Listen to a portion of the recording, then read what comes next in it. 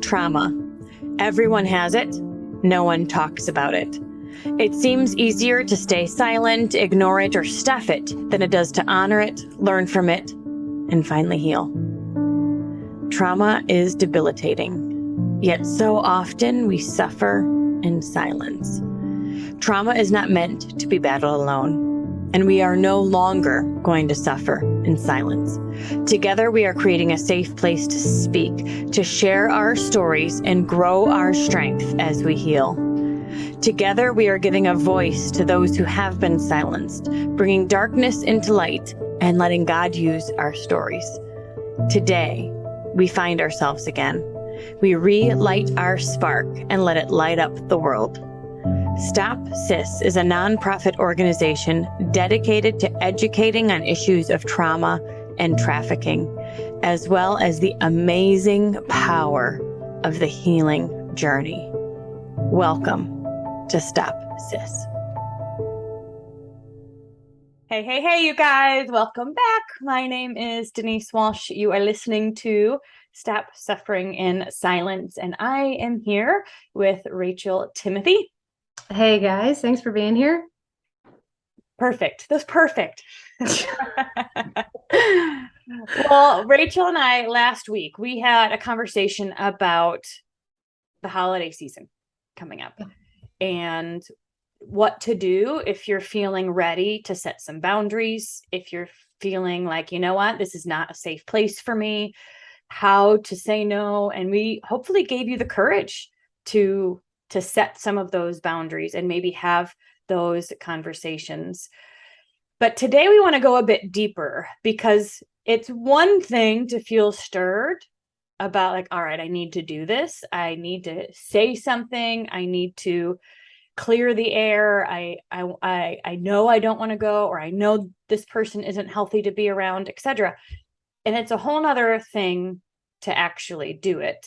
And so today we're going to talk about healthy communication, what that looks like, and how and why survivors might not default to healthy communication. So, Rachel, we started talking before we pressed record about survivor communication in general. Mm-hmm. And I'd like to start there. Like, what have you noticed about your own communication skills and how you've gotten to grow them throughout the years? Well, I know that even still to this day, I'm not a great communicator, but I have grown so much from where I used to be. One of the things I researched before doing this said trauma survivors, their communication is often fear-based. And I so relate with that, because anytime I was talking to somebody, there would be an anxiety that would rise within me. Am I saying the right thing? Am I acting the right way? Is this going to be taken the wrong way? But I was in such a pretend mode, trying to make everybody around me comfortable instead of being real, that my communication to one person was one way, to another person was another way.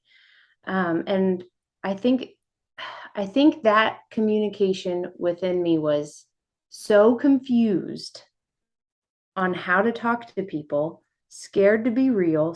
I didn't even know what was real at that point, within me. Like, are my feelings normal? Is this something that you say in this conversation? Confusion was all throughout my communication skills. Okay. So what I think is interesting is this is not even really having a hard conversation right now. You're just having any conversation. Pretty much, yes. Okay. And because you're so focused on what will make them happy, Mm-hmm. which is how you were groomed, Mm-hmm. I'm not going to take a look at myself and my needs. I am going to be hypersensitive and aware to everything that's around me to make sure that we keep the peace, that nobody gets upset. And then I'm going to make sure I'm doing and saying whatever makes you okay. Yes. And so, Keeps the peace, doesn't rock the boat. yeah. Here's a great example. I remember years ago when I was very much stuck in my trauma, we were having a women's Bible study, and it was actually going to be at Granny's house. That morning, I woke up in a flashback and didn't know Like I knew I needed to go to the Bible study. I knew it would be good for me to be around people. I understood that part. And so I got my stuff and I went to the Bible study, but I didn't want to make a big deal about it. I didn't want other people to feel like they needed to, take care of me or make it about me. I wanted it to be about the Bible study, but I was pretty out of it. Like, I mean, I'm battling a flashback, so I didn't say a whole lot. I left a little early and, I talked to Granny afterwards and she's like, nobody has any idea why you were quiet or why you left early or what is going on. What it looks like is you're rude and you don't care and you don't want to be there. And that was by far the opposite of how I felt, but I didn't know how to communicate. And I remember her saying, "What if you just simply say, 'Hey guys, I'm in a flashback this morning. I'm okay. I'm good. I want to be here, but if I'm quiet, that's why.'" And it's like, oh, I never thought of that. Like, who does that? But it would have made sense. Yeah. Did you have the perception that if you were real or honest or say something like, I'm in a flashback, then chaos would come? Yes. Chaos or even just being a burden or I was in such a depressed and struggling state at that point, and I knew I could tell it was hard for people to be around me because I was struggling so much and so often. And I didn't want this to be another time when Rachel's struggling and, like I didn't want that for them. I wanted to be normal. I wanted to just be one of the girls. And staying quiet about it though didn't help either. Right. Right. So there's this fear that if you do communicate, then it's like, oh my gosh, is everything okay? And now the attention's on you, or they're like annoyed about it. Yes. Yeah.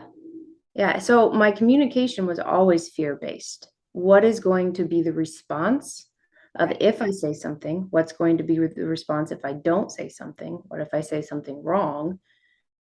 Girl, if you were in my head at that time, That takes so much brain space and so much energy exhausting. Yes, it is exhausting. because you're constantly tailoring yourself to Hmm. fit the situation. Yes. And Okay. it was unnecessary, but I didn't know any other way to communicate. Okay. Okay. And then, so that's just in a normal type day situation. Yes. And I know you've even said there were times when you felt a certain way, but you didn't even really know why. So then it's hard to communicate what you're feeling and experiencing if you don't even really know why or what's happening. So, Yeah. I remember, well, and still to this day, I'll have a conversation with somebody and it will evoke a response, even physically or something. And I don't know why. I don't know what the trigger was. I don't know who this person reminds me of, what the conversation reminds me of. But automatically, my body and my mind go into protective mode, and I don't know why. I don't know what the heck is causing this, but the further I've gotten in my healing journey, I'm able to see like there is a reason. I don't need to shame myself for that reason, for whatever reason this is causing emotion. And instead of shoving it down and acting and pretending like it's not there, digging a little deeper and figuring out where this is coming from, because the why is important. okay. If you're going to communicate with people how you feel, you need to have a why behind it. And oftentimes that trigger or that like thing that irks you or impacts evokes that emotion, once you know what that is, then you can do something about it. Then you can change yourself or your surroundings or have a bit more power. Yeah, exactly. So here's an example. I'll share the story from the gasoline pump this last weekend because it gives a good example of the frustration of communication for a trauma survivor. So this last weekend, I went to stop and get gas, and after I got gas, I was driving off, and I noticed there was a truck there, and nobody in sight. The gasoline was pouring out of the truck. The pump was still on, and I mean, it was spewing everywhere. And I honked my horn several times and nobody came. So then I pulled up and I stopped and I went in the gas station. I mean, I flew open the door and I said, "There's a truck out here. Gasoline is spewing everywhere. The pump is on in the truck." And everybody just looked at me. Like nobody even moved. The cashier looked at me and then she turned her back and went back to helping somebody. And so I said it again. No, like it's spewing. It won't stop. It's going everywhere. Again, nobody even acted like I said a word.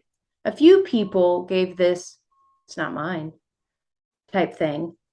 And then I said, "It could start, or something's going to catch on fire. It could start a fire." And then a guy said, "Well, go turn it off." I didn't think of that. But he then went out and turned it off for me. But by the time I left, and there were other things that caused a trigger, but by the time I left, I was in tears because it was just another reminder of using my voice and nobody listened. And it was so frustrating. And it just took me back to the days of when I was a kid and I tried to use my voice and nobody listened. Or even as an adult when I said no and nobody listened. When I tried to get people to leave me alone and they didn't listen. And so it evoked a lot of emotion, but understanding the why I was so emotional from that made it to where then I can communicate it like with you. Otherwise, if I isolate or I'm quiet, nobody knows why. But having that why is so important. Yeah. Yeah. And then you're able to talk about that why, and you're able to be reminded of current truths. Yes, instead of thinking that was so stupid to cry over. Right. Rather than shaming yourself or Yeah. thinking you could, yeah, exactly. Because that doesn't add, I mean, that adds, pun intended, more fuel to the fire of Uh, that negativity, right? Of you're yes. already upset, and then you're shaming yourself as you drive away, which doesn't help either. But understanding why that was a trigger and your body felt it, your emotions felt it, and then you can kind of talk yourself down and without that shame piece. Yeah. And so another example that I was listening to this morning was saying how you maybe have these halfway healthy coping skills that work for you until something major happens in your life. And all of a sudden, it's like, why am I feeling out of control? Why am I having anxiety? Maybe isn't even related, but understanding that why, that's often when there's a huge like hurdle that comes in somebody's life. That's often the moment where they realize, "Oh, I did have trauma as a kid. It had been something I had shoved down and had halfway good coping skills with. But when a major event comes along, marriage, a kid, whatever, all of a sudden it gets exposed and you're needing to go back and figure out the why." And relationships struggle often because trauma is not understood the way that, a healthy way. Yeah. And you're right. Oftentimes it's under the surface, but it's still impacting you. Yes. Now, there's several communication styles that I want to share, and it sounds like your situation, you were maybe more passive. So a passive communication style is one where you stuff your needs, you put everybody else first, and you really don't communicate what you need or what you want, what you like, anything. You're just there to make other people happy. And so you're kind of the stuffer. We have aggressive communication style, which of course is the extreme opposite, which is the blower upper, the anger management person, the one who is, I want to say, the dominant one in a relationship. Their needs are always met. They're the ones, and if you cross this line, you're going to hear about it kind of attitude.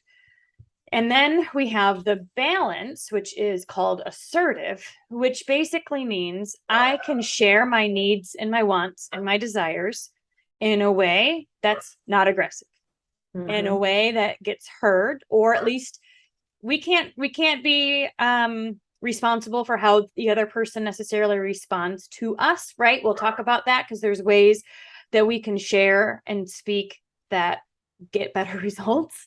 But at the end of the day, like, they can still be a weirdo, but we can say it in a way that we feel good about, where we felt strong and confident, and we didn't fly over into this aggressive situation. And sometimes passive people stuff, and then blow. Now I freak out and I'm mad and I'm angry and all of this emotion comes out. Yeah. And then there's kind of another section called passive aggressive. And this one is something that I think a lot of people fall into as well, where they kind of share their needs, wants, and desires in a way that's sarcastic or underhanded. Like they're saying it, they're not blowing up, they're not necessarily stuffing it, but they're not being clear. So, like, I guess I'll be the only one that does laundry around here. Like, gotcha. What do you need help? What do you want? Yeah, you're the mom, do the laundry. Like, what is it? So passive aggressive people think that they're sharing their needs and wants, but they're not being clear about it, and they're really just adding negativity, because it's sarcastic,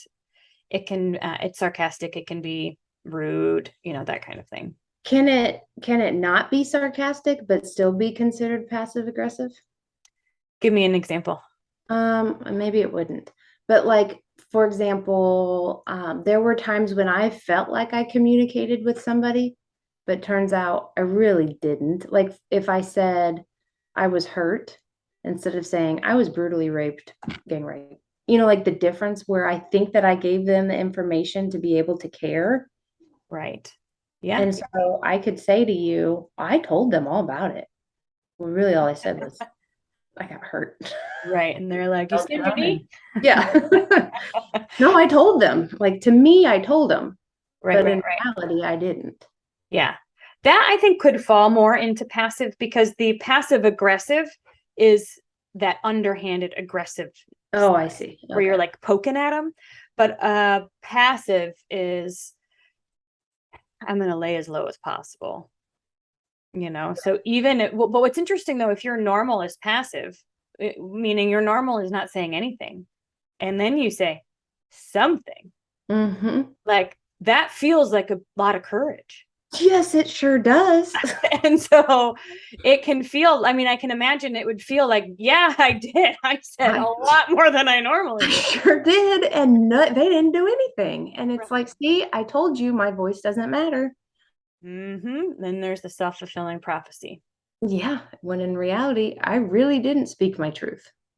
Okay. So let's talk about ways to speak our truth in an assertive way, where we are being as clear as possible about our wants, needs, and desires, our experiences, our perspectives, asking for help when we need it, but not swinging towards passive or towards aggressive. Okay. So let's first talk about knowing what it is you want, because I think that's part of it. Sometimes people will say, I don't really know. I just know I don't like this. Right. I don't want to feel this way, or I don't. And so what are some things that you have done to gain clarity, and maybe even, like you mentioned, deep into that why, or kind of help yourself figure out what it is you're feeling and what it is you want? I think having communication with people so I do have people in my life where I can just speak my brain. I can brain dump, and kind of work through the webs and figure out what it is I want. That helps, because then there's other personalities or people that I talk to. Maybe there's more emotion involved or whatever, where I struggle making sense. So I think maybe having that safe place to communicate is a good way to figure out what it is you want and get feedback. Yes. I'm writing. I take so many notes while we talk. I'm writing things down. But feedback, I think, is huge. I think that's a really great observation, is that you don't need to sit in isolation and figure this out yourself. Right. But you do want to find a place where you can speak freely, feel comfortable, where you're not going to get thrown off by tons of emotion, or they're not going to add fuel. by being emotional too, so they can allow you to brain dump. And then what you do is you kind of pick the pieces, like, okay, so what out of that is the biggest priority right now? Yes. Or what's the most important thing? Or what's the most important emotion you're feeling? Like, out of all of these things, what's the one that we want to first address? Yeah. I think that's why it's so cool to have these grannies in these survivors' lives, because we can give our granny our trauma brain and be like, this is what I see. This is how it makes me feel. This is what I wish was happening. But how would and I don't want to say normal, but what would be the appropriate way of saying this? And I know for me, my granny's able to explain, okay, this is how I would say it in this situation. And it just helps me understand a normal communication skill versus, oh, my trauma brain and what it does to my communication. Yeah, you're learning healthy ways to That's it. share versus the old patterns, which, may have worked at some point, but no longer work now. Yeah, exactly. So, brain dumping, getting feedback, asking yourself those questions. What's the most important thing right now? What's the most important, or what's really the biggest priority? Because when you're going into a conversation, especially a hard conversation, you really want to focus on one point at a time. Okay. Because what can happen is you'll go into a conversation and you'll be like, and then this, and then this, and then this, and then this, and then this, and now all of it, and they're like, what? So the recommendation is to focus on one point, one situation at a time for clarity's sake.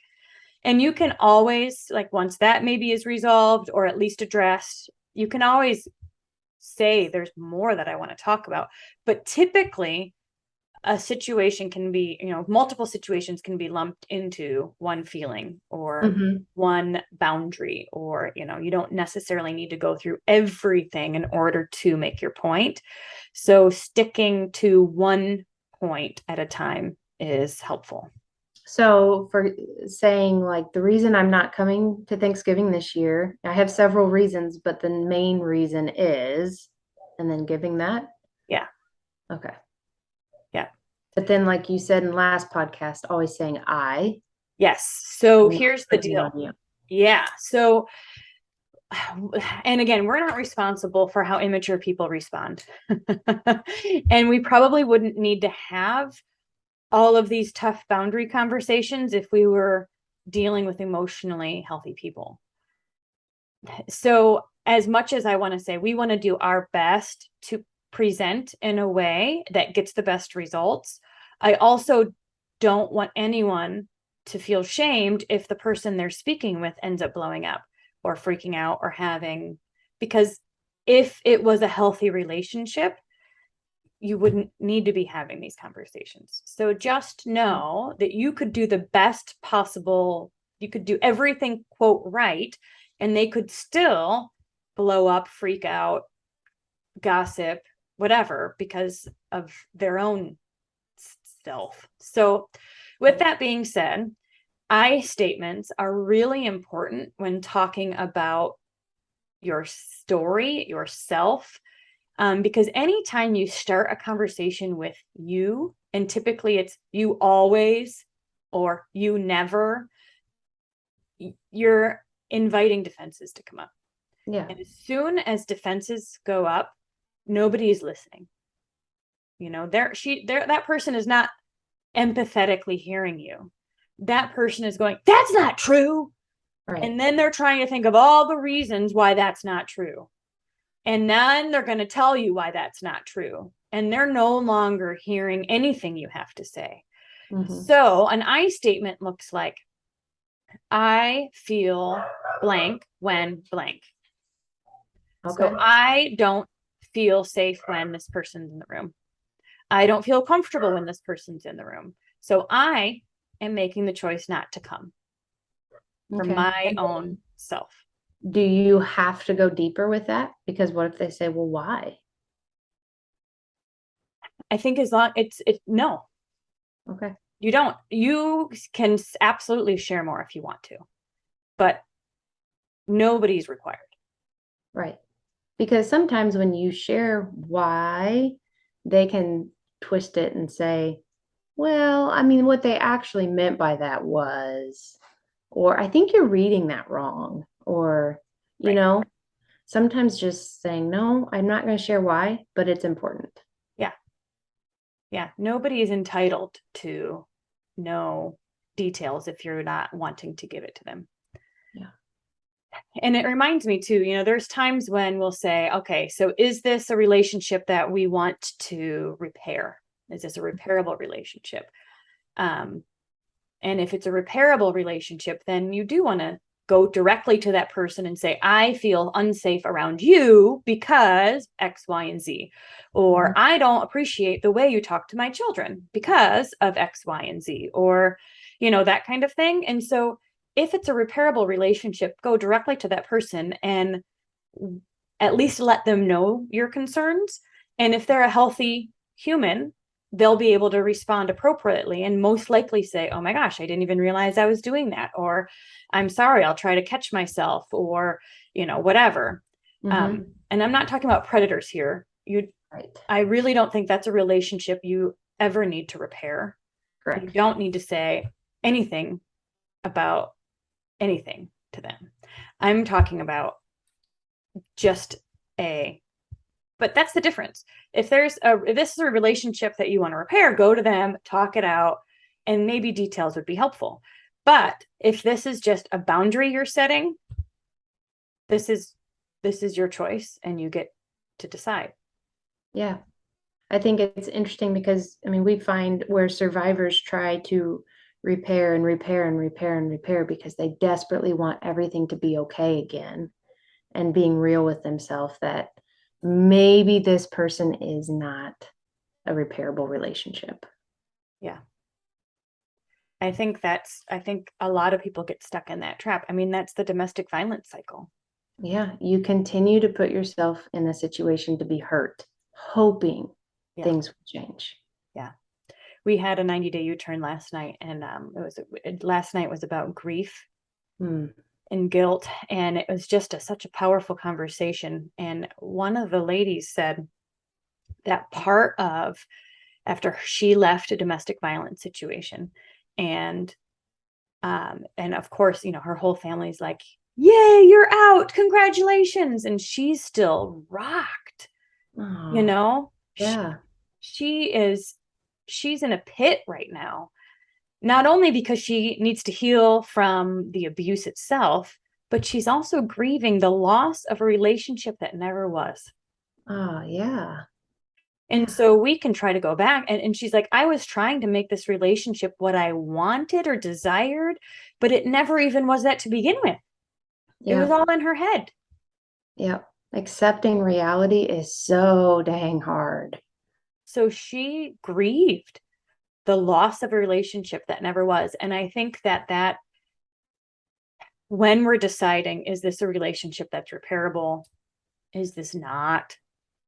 You can ask yourself, how do I feel after hanging out with this person?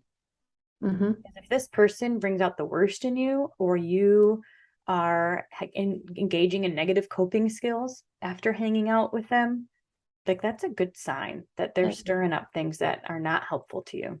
Let me throw this question at you. As Christians, we often get told you don't put those boundaries up with people because, Jesus accepts everybody, and you need to show love and grace and all of this to everybody. And if you're not going to Thanksgiving, or if you're not inviting this person, that's just not Christian. That's not forgiving. Yeah, I would say a lot of Christians are passive people pleasers who volunteer for everything and say no to themselves. So, with that being said, it's like that volunteer culture where you can't say no to anything or anyone. But in the process of that, you're saying no to yourself. And Mhm. it is my belief that the more individuals' sparks are lit, the better the community will be. Not that I sacrifice my soul for the community, because then I'm volunteering or doing all of these things that I don't really want to do, and I'm being, semi grouchy about it. I'm resentful to this fact. And so with that, okay, all of that really had nothing to do with it, except for the fact that my view is that when you're your healthiest self, that is the best thing you can do for the community at large. And so if you know yourself well enough to say, this is not a healthy situation for me to be in, you are absolutely allowed. And you can have all the love in the world for anybody you want and still not desire to be with them. True. So you setting up a boundary isn't about not forgiving them. It's not about not loving them. It's about doing what's best for you. And what I have learned through all of this is the more real you are, the better it is for everybody. So if I'm being around people who treat me like poo, I'm not helping them. I'm allowing them that chance to be abusive to me. But if I stand up and say what you're doing isn't right, at least it's shining somewhat of a light on it. Or if I say what you're doing affects me this way, if I do the I statement instead of the you statement. Yeah. I feel like you're being very rude. Yes, I feel like, yes. But my point being, you put the ball in their court. This is yours to handle. I've taken care of the ball in my own court. Because oftentimes I have felt like my feelings on a situation is and then how the other person responds is my fault. It's mine to carry. Even with sharing with somebody my trauma. If it evokes emotion out of them, whatever it is, I feel like it's me causing that emotion. Yeah. Which is true. It's not true. Not true. So when let's say you are standing up and setting a boundary for Thanksgiving and it evokes emotion, it's not you evoking emotion, right? Right. So, okay. Emotion is evoked when somebody's already insecure about something. So that's why I'm emotional all the time. Well, one example is we didn't see my brother for 2 to 3 years during the COVID time. In fact, he came to my town and chose not to see us, even outside, just because his belief is different than mine and whatever. I did not get in a tizzy about that. I said, I am sad. I would love to see you right now. We haven't met your kids yet. This would have been, but when you're ready, I'll be here. Yeah. Why? Because I am not going to sway in my, there's no reason to take it personally. And I think oftentimes when there's that emotion evoked, it's either they're triggered themselves or something emotional that comes. I mean, in your situation, the emotion isn't at you, it's about the abusers. Like, people are so emotionally connected to your story because they want to be a fighter for you. They want to protect you. They want to go get these bad guys. And so any emotion they have truly is to rally around you, in my experience with people connecting with you. So there's this balance of sharing and communicating to the best of our ability in a way that doesn't evoke defensiveness, but speaks truth and allows for emotion, because emotion is human. Oh, that's something Granny has taught me a lot. Why are you not allowing them the chance to feel the emotion? Yeah. Like, why do you just say, I was hurt versus being truthful? Yeah. Because it feels safest. Yeah. So let's say that so again, let's say somebody is triggered. We are setting a boundary. We are sharing our story. We are saying, I don't feel comfortable around this person. I have had memories that, and you can share as details as much as you want, and I am no longer going to participate for my own healing journey.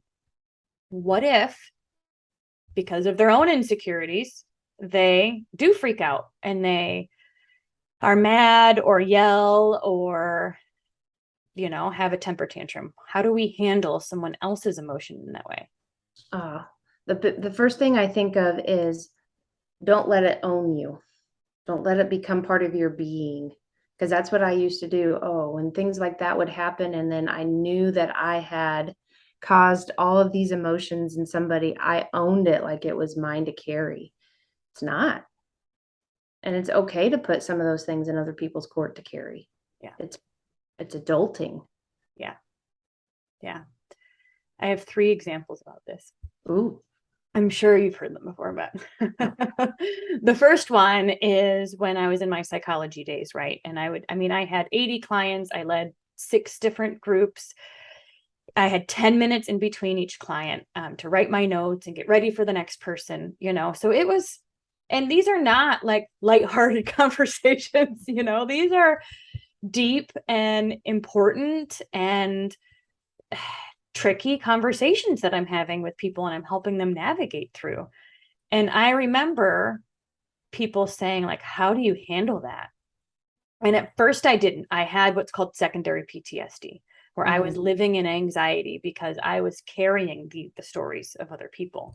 And I felt like I had to fix it, because I'm the therapist. What can I do? And I mean, we all know now, right? It's not about the therapist or the friend, or it's about you healing yourself, and they are the guide. But so what I learned to do is I learned to have what I call a rubber ball around me, which meant that in the moment I can be here and present, but it bounces off.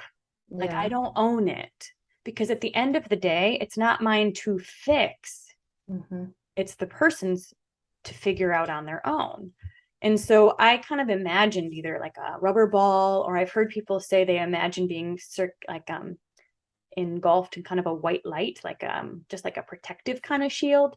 And other people's emotions bounce off of them. That's awesome. Okay, so I keep thinking of the show Friends. I think it was Ross, whenever there was a point where he goes ping, ping, ping, ping, like it just keeps bouncing off of him. Ooh, Remember I that? looked that up and use it in a training. Ping, ping, ping. That's what I keep Maybe thinking of. millennials will understand that example. Ah, yes. Maybe not. Friends is kind of a Gen Xer, but Okay. okay. So then the other example that I have is, and this is, if I'm going to take 100% responsibility of my circle, meaning I'm doing the best that I can to speak my truth in a way that is real and assertive, not passive or aggressive, then I'm going to allow you the chance to take 100% responsibility for your communication as well. Yeah. And basically what that does is just say, I am not responsible for how you as an adult handle things. I've had parents tell their children, you make me feel blank. When this happens, I feel like they're not healthy. So they're not using I statements. They're saying things like, you make me anxious, or I can't sleep at night because of you. Those types of things. Number one, that's not a healthy adult, because nobody can make you feel anything. But anyway, in order for you to grow, I can't own that. I can't own your stuff. You have to own your stuff. So I'll own my stuff, you own your stuff. And that's part of taking 100% responsibility for ourselves. Yeah. Giving them the grace to take responsibility for themselves too. Yeah. I think after having a tough conversation, it's totally okay. This is my thought. It's totally okay to run back through and think, okay, did I explain it well? Did I go back to being my 9-year-old self when I explained it, or was I 36? Did I give them the best understanding possible? Sometimes I don't, and then I need to think it through. Okay, how do I do this in a 36-year-old way? But if you said your truth and you were, true to who you are and true to what you've been through, and you were assertive but not mean, wash your hands, because that the rest is on them to handle. Yeah. And then the last example is, so if somebody were to say to you, Rachel, your hair is green, how would you respond? No, it's not. Right. So if, let's say, I had been, I mean, it doesn't probably happen to you, but like for me, if I go swimming in chlorine a lot, my hair can turn green. Yes, yes. And so if I think my hair is green, maybe like a twinge of green, if I'm uncertain, and somebody says, "Hey, Denise, your hair is green," and I think it might be, I go, "Oh my gosh, Right. is it really green? Oh, shoot," or I will emotionally connect to what you said. Okay. If I do not believe my hair is green, then I will say, "No, it's not." So, what does that mean? We are emotionally triggered by things that we are already insecure about. Another Mm. example is if people were to say, "Denise, you traveled too much." If I already am feeling guilty about leaving my boys once a month, or if I'm already feeling insecure about this, I would say, "Oh my gosh, you're so right. I can't believe it. I'm such a bad mom." And I'd go down the spiral. If I'm secure in myself and I know that I pick them up every single day after school, that they really enjoy their boys' weekends where they get to eat pizza and stay up till midnight, apparently, Yeah. then if someone were to say that to me, I would say, "That is not true." Yeah, good point.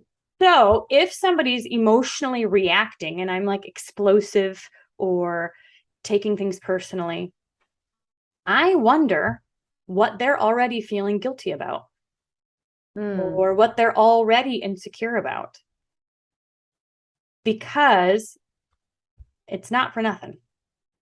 correct. And then we can do the same as far as looking inward. If somebody says something and we have a strong emotion, maybe we need to look and see what insecurities we have ourselves. Yeah. Yeah. Yeah, absolutely. And so, and I think the stronger, I mean, I can imagine at the beginning, if somebody didn't believe your story or said something crazy, I mean, that may bring up insecurity in you. But the Mm. stronger you get, the more you go, "I don't care what you think." Yeah, What do you true. think? That's true. Like the more I've gone through all this and I've had the extremes of both, yeah, I think I am getting to where, okay, that's fine. Don't believe me. I know my truth. Exactly. Exactly. And so let's talk about the fact that we might do, quote, everything right. We might share in an adult way. We might be assertive. Maybe we email it instead of speaking it because of the emotion attached. What do, can we, why, number one, why do we do this? And number two, what can we truly expect from the other person? Okay, keep You know what going. I'm, No. well, the answer is we talked about this before, but like you really can't have expectations about how the other person is going to respond, because that's out of your control. And I think sometimes we feel like we're going to have this heartfelt conversation and they're going to give us a hug and they're going to say they're sorry and they're going to make up, and often that's just not how it goes, and then we feel disappointed. So the reason why we set this boundary or we share our truth isn't necessarily for them, Yes. it's for us. Yeah. And I mean, and that can go with any sort of communication for sure. We've got survivors right now who are wanting to share with people close to them for the first time their trauma and why they are struggling the way that they are. And it's so scary. And the scary part is the response.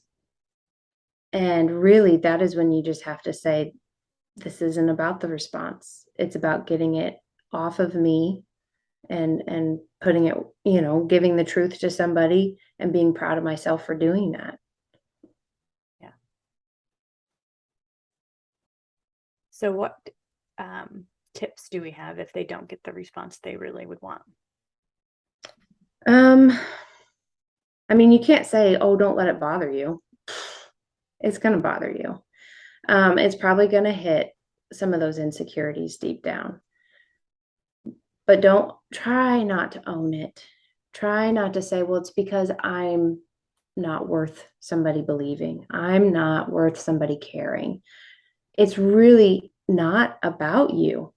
It oftentimes has to do with that own person's history, their life, whatever it triggered in them, um, their personality. It really isn't because of you that they're an idiot. Agreed.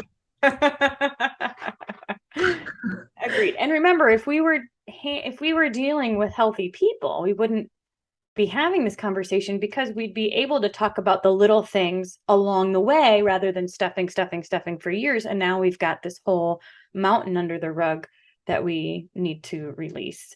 Yeah. So if it were easy, you would have already done it. Mm-hmm. So don't beat yourself up that maybe it's taken years, decades to have this conversation. I mean, we've heard stories of people sharing with Rachel or myself their story and then finding out that they've never told anyone close to them at all. Ever. Yes. And it blows my mind. And I think, oh my goodness, you're 60, 65, 70, and you've never said the words. Wow. So give yourself some grace. If it were easy, you would already have been there.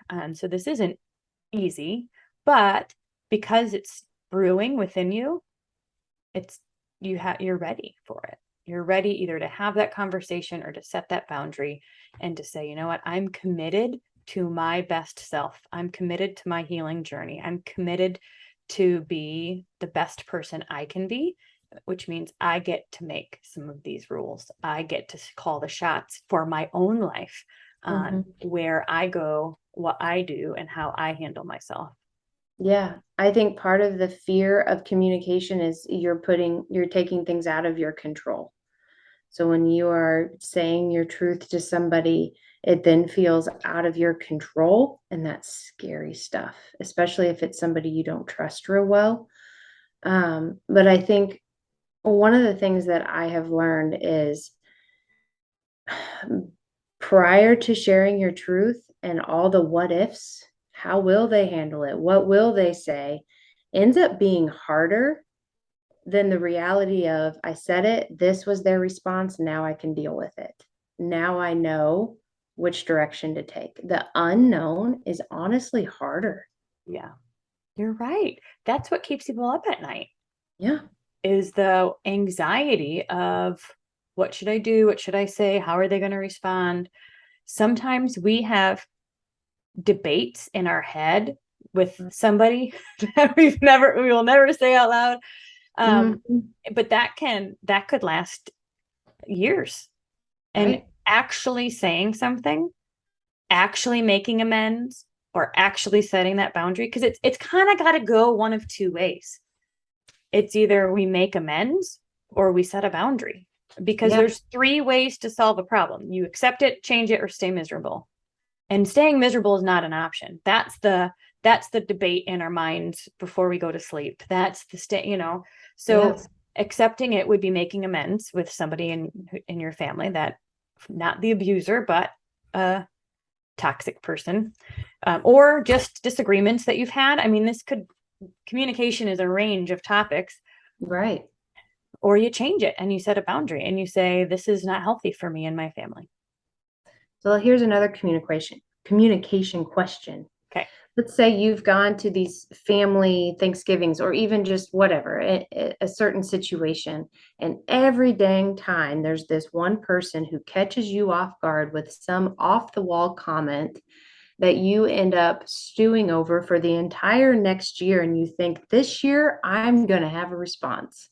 And then it happens again and it throws you off, and you just stand there dumbfounded and you don't know what to say. What would you do in that situation if you're going into the holidays and you want to be prepared for those, maybe that uncle who always gives that dig to you and you just have taken it year after year? So, is this something that you've experienced?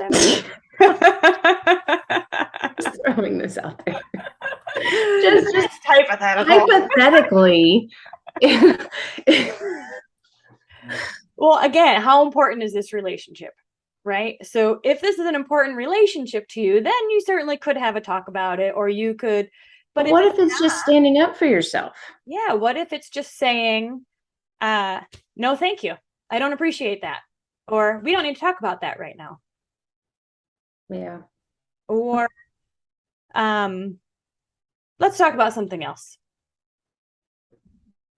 I Okay. think having those one-liners, So it, being prepared with that type of stuff. yeah, having a one-liner that you could say if somebody is being, I mean, in my opinion, a lot of times family stuff is like all small talk because we really don't see each other all that much. So when we do, it's not True. like we're playing games or watching movies or having small talk. It's often, at least in my extended family, like we see each other a few times a year, but it's not like deep conversation. So off the wall, random comments. If you feel like that's just your weird uncle, remember, chalk it up to them being the weird uncle. Like you're probably not the only one they say weird things to.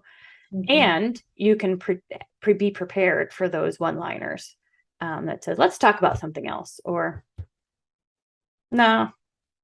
You're in it. I don't know. What do you think? Well, I don't know. And I guess it obviously there's something there that it's like I want so badly at times to be this bold person who speaks confidently and says, "You're not going to talk to me that way," or "I know what you mean by that," or whatever. But maybe it also needs to be a matter of who cares? Like that is him, Right. that is his insecurity. I'm not even going to even go there. Right. Yeah. And I think that both are options. Hmm. You can certainly have these one line. And I do think preparing is the key because most of us, if we're caught off guard, we're going to be in shock. We're not going to be quick witted. I think I mean, quick wit is a skill. And so there is an element of being prepared by Hmm. saying, don't talk to me like that. Or we're not going to talk about this right now. Or let's talk about something else. Um, but Yeah. it is one way to handle it. It's not the only way to handle it. So there are options. Well, and you can think of it this way too. It's like oh, what if you grew up in a family where, eating disorders are generational and you have people making a comment at what you're eating or, oh, you're not drinking. Why aren't you drinking? I mean, it can be Yeah. any little tiny thing, but to be prepared and have a response. And then you go in the bathroom and you pull out from your back pocket the list of responses and you review it. And then you go back out and you say, this is my response. No, that's my awkwardness. Well, and we have practiced with you before. Sure have. You've practiced in the mirror. You've practiced you because practice makes it a bit faster. The Hmm. more you do it, the easier it gets. So practicing a response before you're in that situation will ease that situation if it comes. Yeah. And it helps the emotions not overwhelm your mind. Yeah. Yeah. So I think that consider the source is another Mhm. if we always say don't take advice from somebody you wouldn't trade places with. So sometimes people are rude to people who are growing if they're not growing.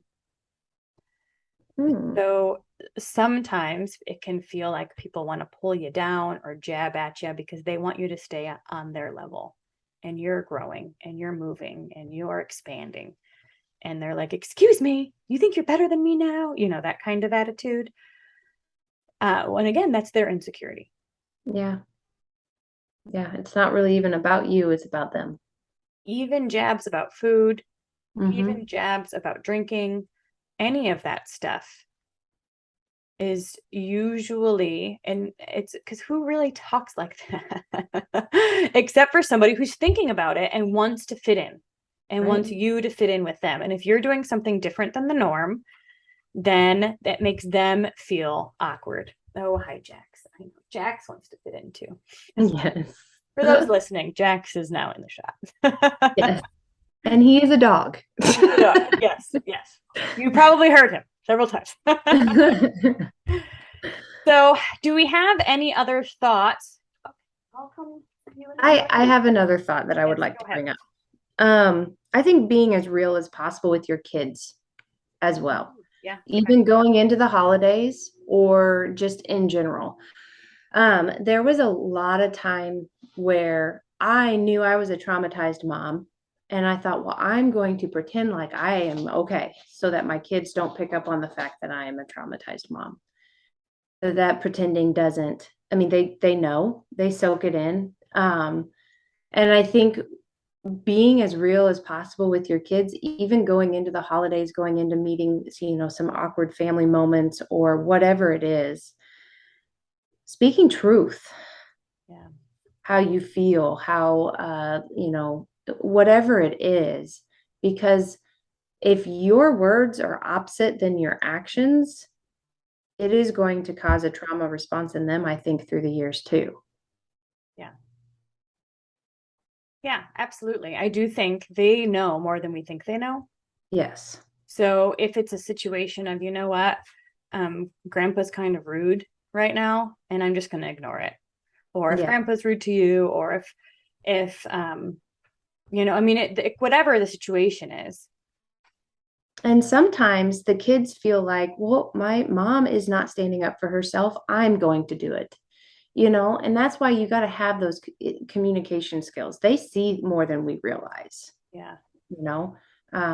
So just, I mean, that's something that Granny has taught me through the years is your kids know, go ahead and have that conversation. Yeah. They're more resilient if you're truthful with your words instead of stuffing it. Yeah.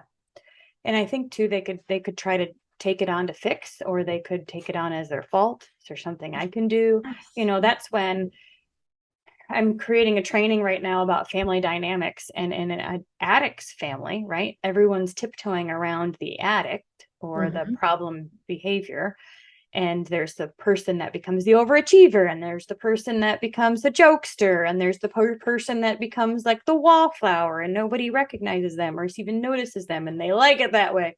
And so kids can kind of take on these roles to try to fix the situation, and they might not even realize it. So the more open and honest you can be, the more they don't feel like it's their responsibility. Yeah, exactly. And they notice if you've been going into these holiday seasons and what you're like while you're there, if you're different, Oh, they notice. And then when you go home and you are in a deep depression for the next week, they notice. yeah, And that's confusing. yeah, yeah. So There's that. there's that. The good thing is that when you are using assertive communication and you are being truthful to yourself and in alignment, right? You're not lying to yourself, Yes. pretending to be somebody you're not. You are being authentic, and you're speaking from that place in a way that communicates your needs as clearly as possible. You've done your part. You've done your part. And that's all you can do is take care of your 6 feet and allow people the chance to take care of theirs. I have one more thought. What about this isn't me, like this isn't my personality. I'm more the passive aggressive or no, no, no. No, no, no, not passive aggressive. I'm just passive. Yeah. Anyway, Yeah. what about the person who is so used to their family being full of conflict and chaos Yeah.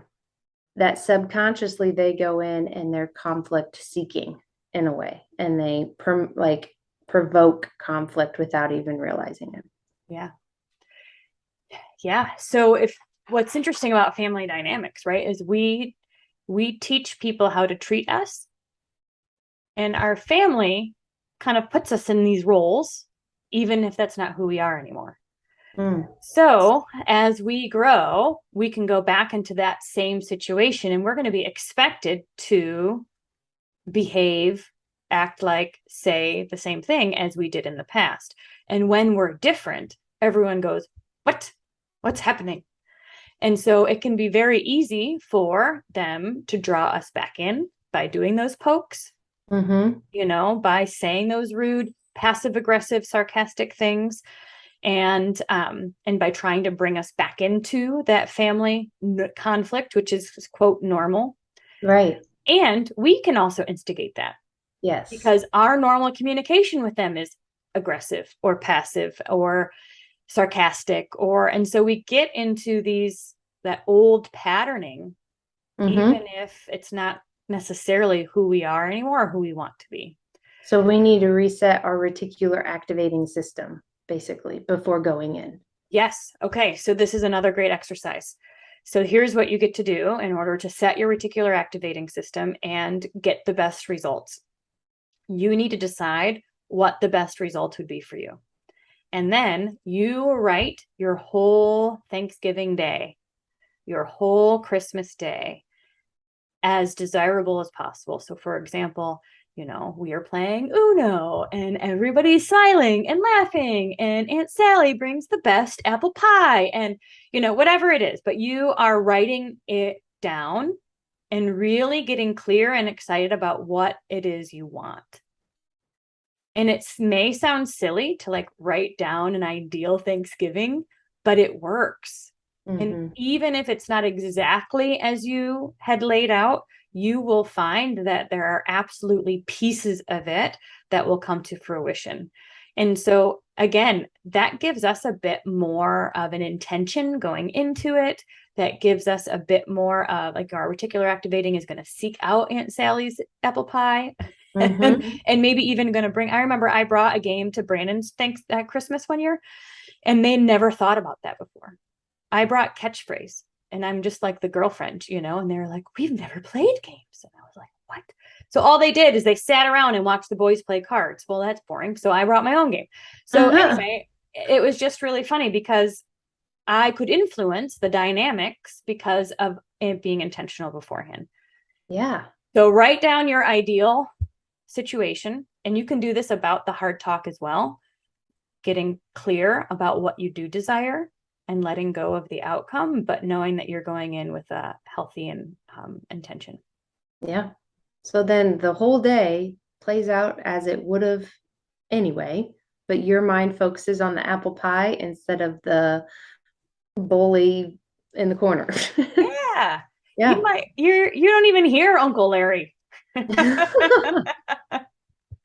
That apple pie is so dang good. Yeah. Well, and it's just so fun because you'll see things start to shift because it just takes a small shift to shift kind of the energy and the culture. But no, it'll be habit for them to drag you back in. Yeah. So part of it is you staying strong in who you are now and ignoring some of that weirdness. But you certainly can influence that culture.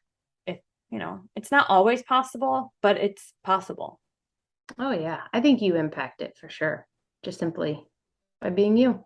Well, and not participating. Because they can be weirdos. That's on them. I'm going to play Uno. Right. Even if it's by myself, I'll just play solitaire over here in the corner. You guys talk about politics and weird things. I don't know. And then you leave and everybody goes, man, did you see how happy Denise is? Yeah, exactly. Yeah.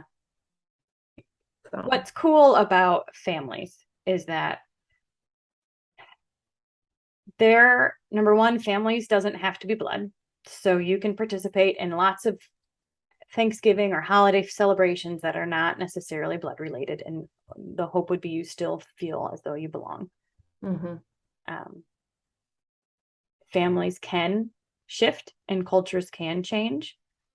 And we can kind of outgrow families and say, you know what, this is no longer a place that I can be for now.